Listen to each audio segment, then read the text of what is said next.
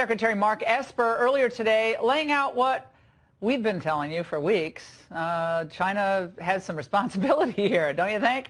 They knew back in December, probably even earlier, that this could be a massive health crisis for the world. But instead of just trying to warn the rest of us, they engaged in a massive cover-up.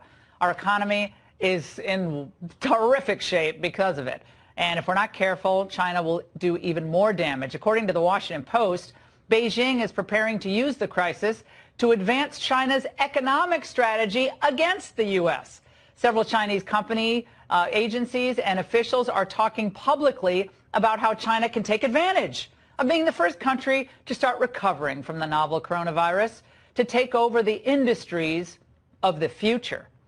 Now, we're already way too reliant on China in key industries. I've been talking about this only for 20 years on television and poo-pooed for most of it. Medical supplies, technologies, rare earth materials, space weaponry.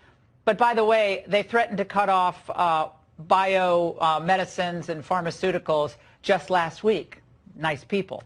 Joining me now is Mark Thiessen, former White House speechwriter, Fox News contributor, who's been doing great work on this. Mark, what do we need to do right now to, pull off the blinders on China and begin to decouple ourselves from this communist regime? Well, yeah. First thing we have to do is we have to get out of this recession and pass the recovery bill so that we can get through this, and American businesses and American families can get back to the prosperity that they had before the COVID virus was unleashed by China. But when that's done, we've got to look back at who is responsible for the unbelievable economic damage that we're suffering today. The reason we are going into a deep recession, the reason why our economy is in free fall, is because the communist Chinese regime was more interested in suppressing the truth than suppressing a virus. They knew, as you pointed out, in December, they knew that there was human-to-human transmission because medical workers were getting sick. But on January 14th, the Chinese told the World Health Organization that there was no evidence of human-to-human transmission when they knew it wasn't true. A couple of days later, they had a banquet in Wuhan. Tens of thousands of families had a Lunar New Year banquet sharing food with each other, and then they let 5 million people leave Wuhan province and travel all over China and spread this thing all over the world. So the reason we are in this situation right now, there was an Axios reported this morning that there's a new study that found that if they had acted just 3 weeks earlier, 95% reduction in the number of cases would have been. So we need to hold, we're about to spend $1 to $2 trillion. We need to send the bill to Beijing for that. Donald Trump needs to tell the Chinese, you're paying for the damage to our economy.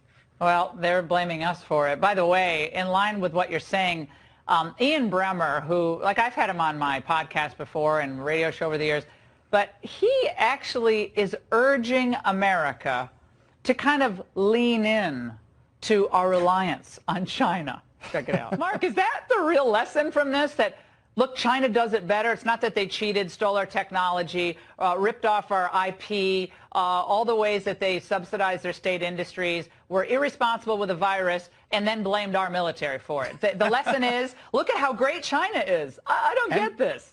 Well, the best rebuttal to that is that the Chinese just threatened the Trump administration. And you better be careful about calling this a Chinese virus, because you may find out that we're going to cut off all your pharmaceutical supplies and plunge you into an even worse epidemic. That was on the state mouthpiece Xinhua news service. So they're actually threatening. We depend on China for about 90% of our antibiotics. It's got to end. That has to end. We cannot be reliant on them for any essential goods at all. And if it means we have to send, no, we're not dominating 5G. Huawei, but I'm telling you, Mark, Europe is completely supplicating themselves, if that's even a word at this.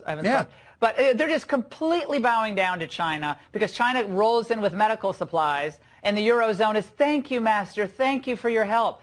And China looks like the white knight. So this is the situation we've gotten ourselves into with China. We need social distancing and economic distancing from China in key areas. And when this is all done, Laura, after 9/11, the Congress passed a bill that removed sovereign immunity from Saudi Arabia so that people could sue them over 9/11. We should strip China of sovereign immunity so that all these businesses that are getting crushed because of this virus right now can sue China for damages because the Chinese regime unleashed this virus on the American people. What do you think about the Trump administration trying to increase the or at least some Republicans, I hope not, trying to increase the number of EB-5 visas for Chinese investors. So it lowers the threshold of money they have to bring into the United States and makes it easier for them to come in and probably buy some of our companies on the cheap. What are your thoughts on that? Increasing the number of EB-5 visas for China after all of this.